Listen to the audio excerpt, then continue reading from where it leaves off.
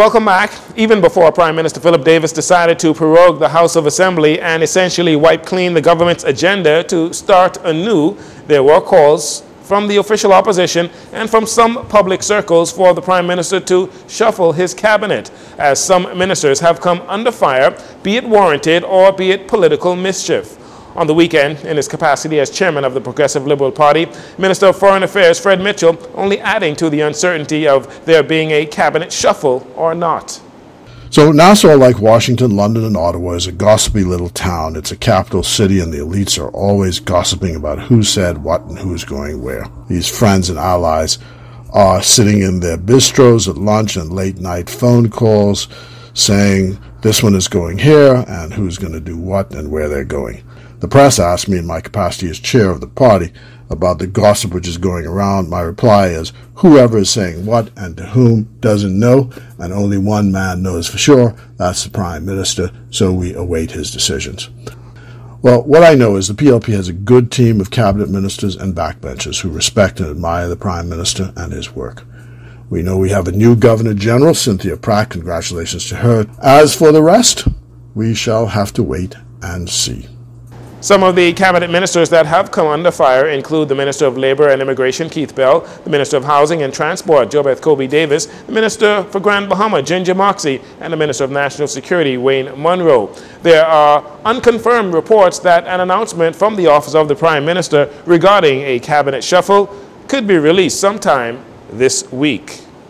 As domestic violence and violence against women and girls is on the rise here in the country and around the world, the South Bahamas Conference of Seventh-day Adventist Women's Ministry Department held a motorcade and rally on Saturday under the theme Wolves in Sheep's Clothing.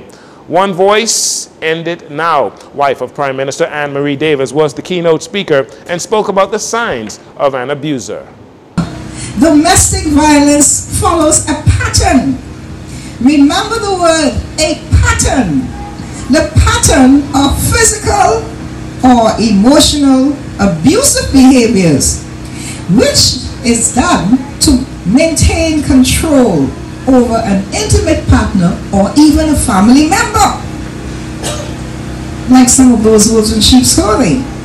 They are often abusers. They use fear, guilt, shame, intimidation techniques to keep victims under control. Abusers often escalate from verbal abuse. They're escalating from verbal abuse and threats of physical violence to flat out beatings, stressing you out, making you sick, beatings, escalating all the time until sometimes you die. That's how bad it is. She also expressed her concerns about teenage relationship abuse that she says is also on the rise. So I want to specifically look at teen violence and teen relationships and indicators that you could use to spot these wolves in sheep's clothing. Does he criticize what you wear? Does he criticize what you do? Does he criticize your friends? Does he act jealous when you talk to others? Does he act jealous when you talk to your friends? Does he try to control who you talk to? Does he control who you go out with? Does he get angry or violent very easily? Young people, listen. These are the warning signs. Get out! Get out! Okay? End it now! Senate President Lachelle Adderley was also in attendance and expressed how essential it is for civic organizations to get involved with important causes like this one. Senator the Honorable J. Lachelle Adderley, President of the Bahamas Senate. Now we know that you are a Seventh-day Adventist, this is your church, but as a politician, why is it important for you to support causes like this? Well, it's exceptionally important to denounce all forms of violence in the Bahamas. We live in a country where violence against women and girls in particular continues unabated.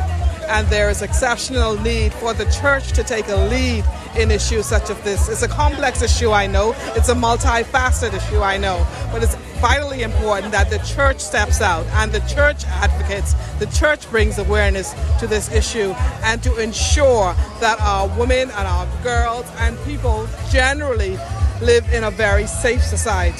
She has hopes that more denominations would get involved in the cause to end violence against women and girls. The new Holmes Rock Junior High School that was set to open this month is not yet completed.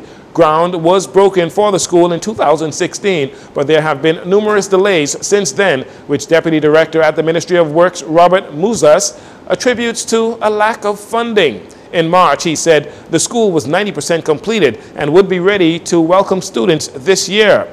Permanent Secretary in the Department of Works, Luther Smith, says they are now aiming to open the school sometime this semester.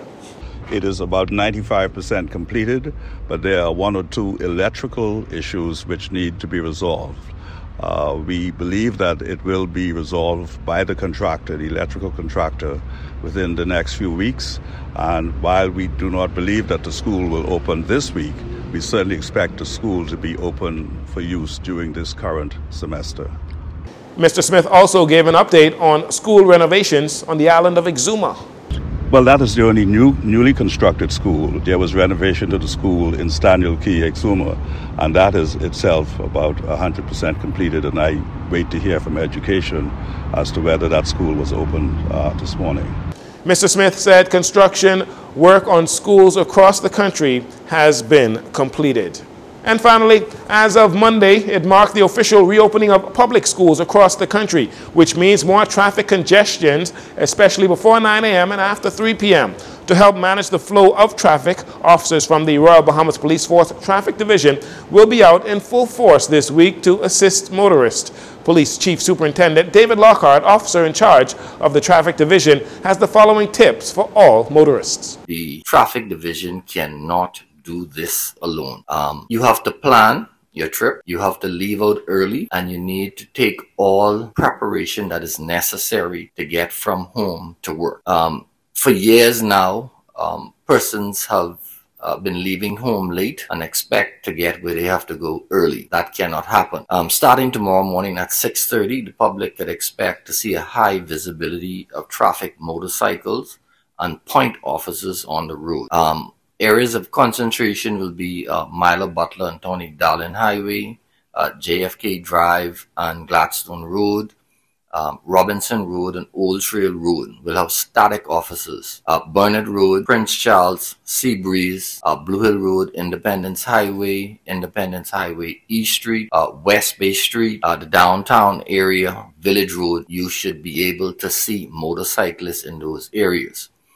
In areas where there are no officers present to help facilitate a smooth flow of traffic, Chief Superintendent Lockhart is asking motorists to be courteous drivers and abide by all traffic laws. Each one let one.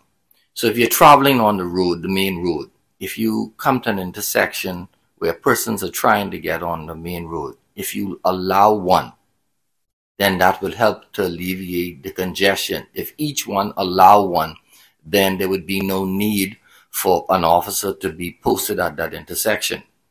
We're also asking persons stop taking shortcuts through private properties like gas stations or shopping plazas to gain the advantage in traffic. We're going to be out there, we're going to be fair, but we're going to be firm. Chief Superintendent Lockhart is asserting that more than 50% of vehicles on the road are unlicensed and uninsured. He says officers will pay special attention to this as well as bus drivers. That brings a big concern because we're going to have a large volume of children on the road. And if those children are struck by a vehicle, there has to be an insurance policy in place if the driver is at fault to be able to compensate and take care of medical policies or medical expenses. We know that the bus drivers, they're going to ramp up their disrespect for law because they're going to always try to be the one to get the kids off the side of the road. So they're going to start driving on breaching the laws of New Providence and the Bahamas, and we're going to target them.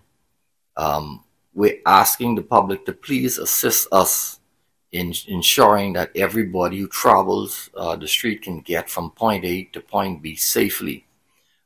Parents, you're asked to make sure that your children are properly strapped in with their seat belts, as failing to do so can result in a $500 fine.